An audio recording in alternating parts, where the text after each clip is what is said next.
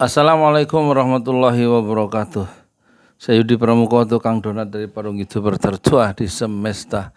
Saya sebenarnya ngantuk ini jam 8 malam mau tidur, tapi saya ingat beberapa dosen saya, 3 orang dosen saya yang ngasih nasihat 40 tahun lalu masih saya pakai nasihat mereka. Jadi betul Quran itu ya. Fadzakir, berilah peringatan, inna dzikra tanfaul mu'minin. Sungguhnya peringatan itu atau nasihat itu berguna bagi orang-orang yang beriman ya.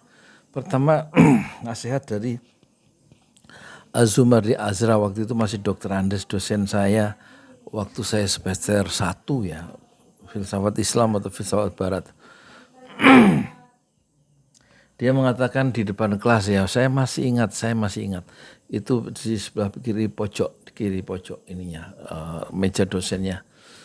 Saya di baris depan di lantai 2. Kelasnya waktu itu masih seperti pabrik kaos ya, pabrik kain lah, kotak gitu. Kalau sekarang kan 7 lantai megah. Dia bilang gini, almarhum Az-Zumardi Azra yang kemarin meninggal 18 September itu, saudara kalau di rumah kos nanti, katakan dia ngasih nasihat ke mahasiswa semuanya, kalau di rumah kos, di kos-kosan, pulang dari kuliah, apalagi kalau malam katanya, kalau main gitar jangan kenceng-kenceng. Kata siapa? Kata Az-Zumardi Azra. Saya manggilnya Kak Edi, kemudian jadi guru menulis saya, dan saya bersahabat baik dengan Kak Edi. Yang tahun 91 waktu saya wawancara dengan Kak Edi itu di rumahnya. Yang kedua, dia bilang juga jangan seumur-umur jadi kulit tinta, jangan jadi wartawan terus, tapi jadilah orang yang menulis buku. Dan itu saya praktekkan, meskipun pada awalnya nasihat itu saya tolak karena saya lagi semangatnya pengen jadi wartawan. Jadi 2 nasihat dari Kak Edi. Yang pertama, kalau nanti saudara pulang dari kembali ke tempat kos, kalau main gitar jangan kenceng-kenceng karena saudara punya tetangga di masyarakat itu, supaya nggak mengganggu.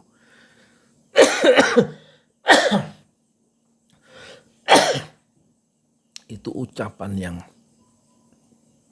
suka saya teruskan ke anak-anak saya juga ya, jangan sampai, atau ke santri saya, jangan sampai kalau main gitar itu jangan kencang-kencang ganggu tetangga. Itu yang pertama.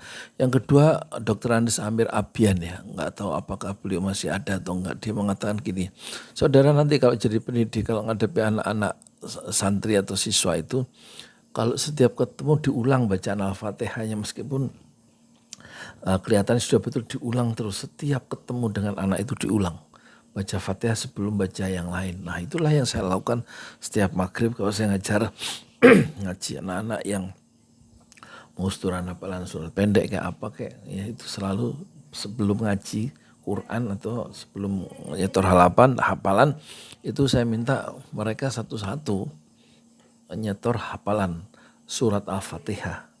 Pasti ada yang salah, dibenerin lagi. Setiap hari selama bertahun-tahun selama dia menjadi santri. Itu nasihat dari dosen saya yang kedua. Yang dosen yang ketiga itu yang kemudian jadi Profesor Dr. Baihaqi Aka, yang guru bahasa Arab dulu di semester 1 atau semester 3 saya lupa. Dia bilang di depan kelas juga, dia mengatakan semuanya ngomong di depan kelas, dan saya masih ingat itu ucapan 40 tahun yang lalu ya. Sekarang 2022 saya kuliah 1983 ya. Waktu umur saya 22 atau 23. Kata Pak Profesor Dr. Baihaqi, dulu masih Dr. Andes ya. Ini sorry saya masih sesak napas saya. Itu dia bilang gini, saudara sebagai seorang muslim itu harus percaya diri. Jangan ragu-ragu untuk mengeluarkan 1-2 ayat dalam pembicaraan sehari-hari untuk menunjukkan kita seorang muslim. Sebab ada katanya lulusan pesantren untuk ngeluarin ayat itu malu. Saudara jangan malu. Sebagai mahasiswa IAIN, mahasiswa IAIN itu yang sekarang jadi namanya mahasiswa UIN, dulu IAIN Islam, Institut Agama Islam Negeri. Jadi dia bolak-balik selalu mengingatkan jangan malu jadi orang Islam ya. Jangan malu jadi orang Islam. Itu yang ketiga ya. Jadi itulah yang saya lakukan waktu saya ngomong di masyarakat itu dengan berdagang dengan yang lain yang saya ingat saya keluarin ayat atau hadis ya. Dan yang suka saya ungkapkan juga di video-video saya ya. Yang kita lihat jarang dilakukan oleh kalau waktu ngomong politik jarang dilakukan oleh YouTuber kita ya. Seperti yang lain-lain itu saya nggak mau sebut namanya ya.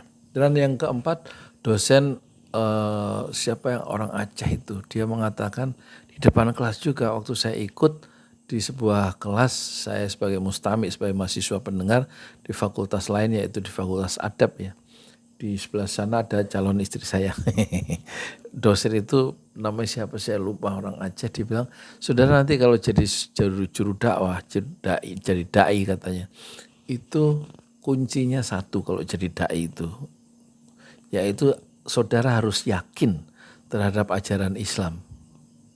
Saya heran waktu Bapak Mutolib namanya, almarhum ya, orang Aceh, rambutnya agak keriting, Pak Mutolib ya, Ustadz Mutolib. Jadi saudara kalau jadi dai nanti, jadi guru harus yakin terhadap ajaran Islam. Itu saya bertanya dalam hati, memang ada orang Islam yang gak yakin terhadap ajaran agamanya. Waktu itu saya bertanya dalam hati, sekarang saya mengalami dalam pengalaman hidup selama 40 tahun setelah lulus kuliah itu ternyata memang banyak orang Islam yang tidak yakin terhadap dirinya sendiri, terhadap ajaran agamanya maksud saya. Dan itu dia diingatkan. Nah itulah 4 peringatan dari dosen-dosen saya dulu di IAIN yang sekarang disebut UIN ya. Jadi penting mengungkapkan satu nasihat ke anak, ke siapa, bahwa nasihat mungkin tidak mengubah saat itu, tapi dia menjadi semacam di bawah sadar. Kalau dalam teori Sigmund Freud itu, dia tersimpan di bawah sadar dan nanti akan menggerakkan perubahan entah setahun 2 tahun kemudian, kita tidak tahu ya. Tapi sejarah juga mengatakan begitu. Umar yang tadinya mau membunuh Rasulullah, pada hari yang sama kurang dari 24 jam dia tetap mencari Rasulullah tapi ingin menjadi muslim dengan mengucapkan syahadat. Sementara Khalid bin Walid masuk Islamnya itu sadarnya setelah 8 tahun setelah pertempuran Uhud yang hampir membunuh Rasulullah, dan kemudian dia terus masih bergaul, masih mengenal, masih melihat Rasulullah, tapi dia masuk Islam 8 tahun kemudian ketika Rasulullah berusia 60 tahun dan dia hidup bersama Rasulullah hanya 3 tahun. Mengambil keputusan atau mengubah jalan hidupnya itu, meskipun berada satu masa dengan Rasulullah, Khalid bin Walid yang kemudian digelari oleh Rasulullah sebagai Saifullah, pedangnya Allah itu, karena berhasil mempertahankan para mujahidin tidak dilumat oleh Romawi, ditarik mundur dan di bawah pimpinan Khalid bin Walid sehingga dia dijuluki sebagai Saifullah, pedangnya Allah. Dan dalam sejarah Islam, Khalid bin Walid itu tidak pernah kalah dalam pertempuran. Meskipun dia akhirnya menyesali hidupnya karena dia tidak pernah menjadi syahid di medan pertempuran, tapi dia seperti onta yang tua, dia mati dan dia wafat dalam keadaan di kamar yang sunyi dalam usia tua. Itulah rahasia kehidupan. Dan itulah ya, nasihat-nasihat itu mungkin tidak mengubah hari ini, tapi dia bisa memberikan satu perubahan di masa depan dengan izin Allah. Oleh karena itu poinnya adalah tetaplah memberi nasihat. Ad-dinu nasihah, agama itu adalah nasihat. Saya Yudi Pramuko, tukang donat dari para YouTuber, tertua di semesta Fasbir Sabrun Jamila. Bersabarlah dengan kesabaran yang indah. Assalamualaikum warahmatullahi wabarakatuh. Duh ngantuk tidur ya.